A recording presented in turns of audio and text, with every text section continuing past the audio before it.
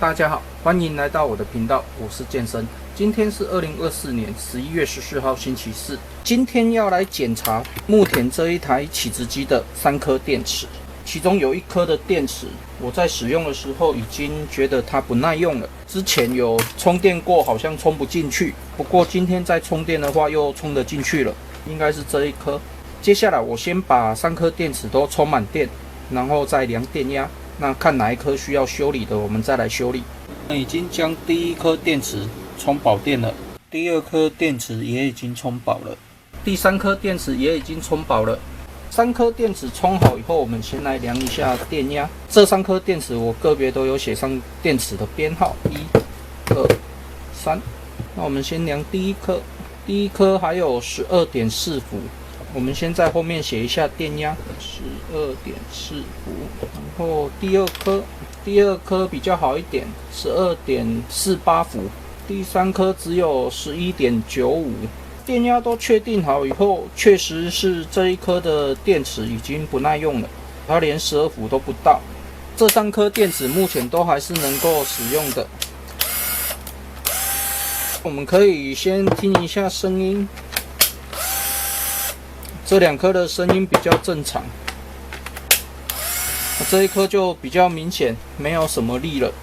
接下来我们直接把它拆掉，因为原厂的电池都会做一个白色的塑胶粒，那我们就直接把它破坏。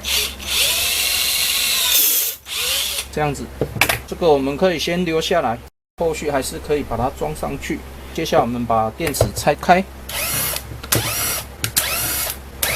原厂的12伏的保护板看起来还是比较简单一点，那其他的我们先放着。外观看起来目前是没有什么问题的，电池外观没有问题，我们先量一下内阻好了。第1颗电池的内阻已经到 94.3 毫欧了，电压是 4.06。第2颗的内阻到70了，电压是 3.97。第3颗是78，电压是 3.9。这3颗电池它的内阻已经都太高了，所以我们今天要来更换电池。那因为大厂牌的保护板绝大多数都有锁板的功能，也就是说你只要把它断电了，它的板子就锁住了。所以要修理大厂牌的电池的话，我要先准备另外一组电池。那我们这边电池包已经做好了，但是在组装的过程当中，我发现它的分压线的分压电流板子设计好像有一点问题，所以我不太敢直接这样子接。那我先想一下怎么做。那我这边又重新做了一组电池，因为我想这样子会比较安全一点。接下来我们就是按照它的分压把线接上去。那我们个别把线接上去以后，我们先量一下电压，12.3，确定电压有进去，这样就可以了。接下来我们就把旧的电池拆下来。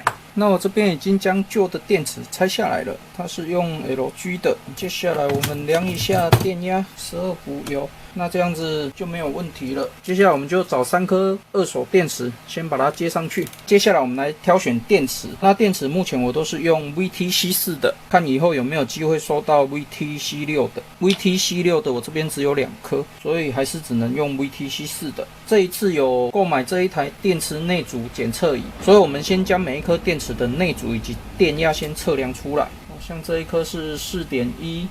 内阻是 39.9， 将测量出来的数据我们写上去，后续就是挑3颗内阻比较接近的。那这些我先把它检测过一遍，检测出来这3颗的内阻最接近。这一颗是 18.24、18.05 以及 17.03。电池的排列我们可以上网找查一下怎么样去做排列是对电池组会比较好。因为这一颗内阻比较低的，它的正极已经凹进去了，所以在点焊上会比较危险。那我又另外挑了3颗比较接近的，它们个别都是 23.5 左右，电压也是蛮接近的，所以我就用这3颗好了。那我们这3颗电池挑好以后，一样在正极这边贴上轻科质，多做1层的保护。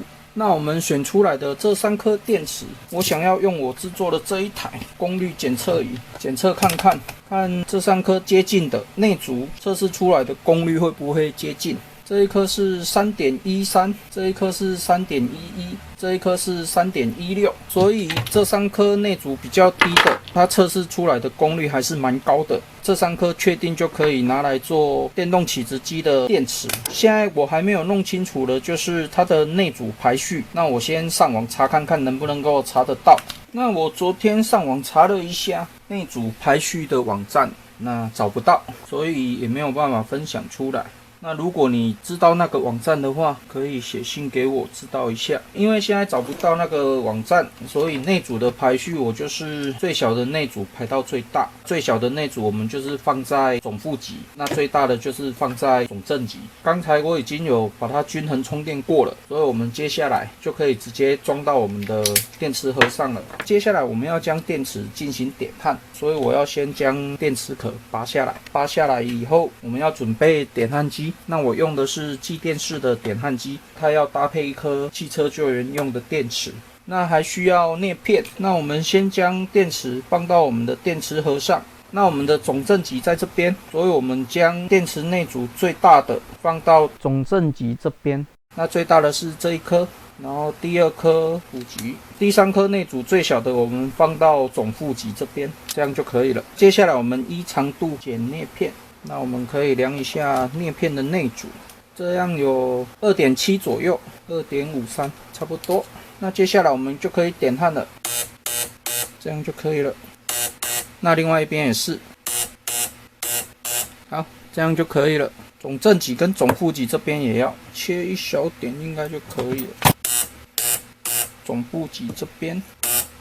好，这样就完成了。点焊完以后，因为接下来我们要带电作业，所以可能会比较危险一点。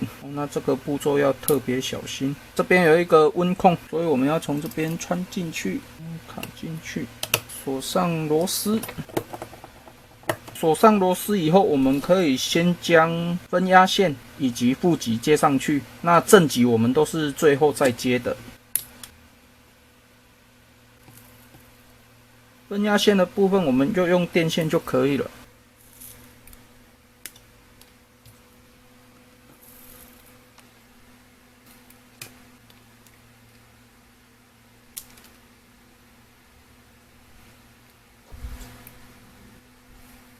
那最后我们要将正极接上去。那这样子就接好了。最后我们可以将点焊的部分再加一点锡，因为我点焊机好像不够力。那能加的我们就加。那目前这样子看起来应该是 OK 的啦。接下来我们就可以将其他的线移除。OK， 那这样子就完成了。接下来我们量一下电压，看电压有没有出来。如果没有的话，那就失败了。有了，电压有出来了 ，12.45。那我们量一下分压线，有。OK， 最后我们将旁边这边稍微做个保护，因为我这边也没有专业的那个防震棉。接下来我们可以先把外壳装上去。那电池换好以后，我们稍微测试一下。正常。那我们量一下电压是 2.40， 那我这边已经写上去了。今天是2024年11月15号，电压是 12.41。充电的部分可以充电，那因为电压差不多，所以它马上就充饱了，那可以正常充电就可以了。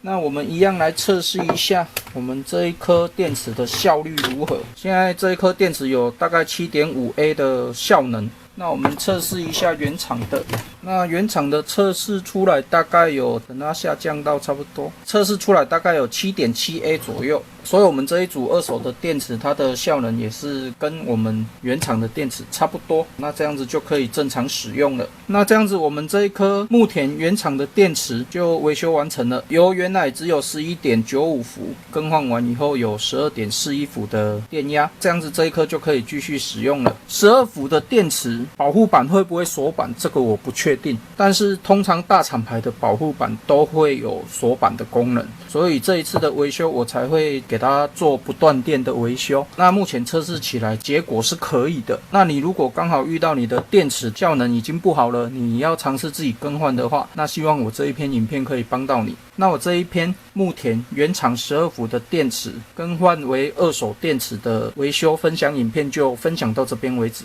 那如果你喜欢我的影片的话，敬请订阅和分享，谢谢。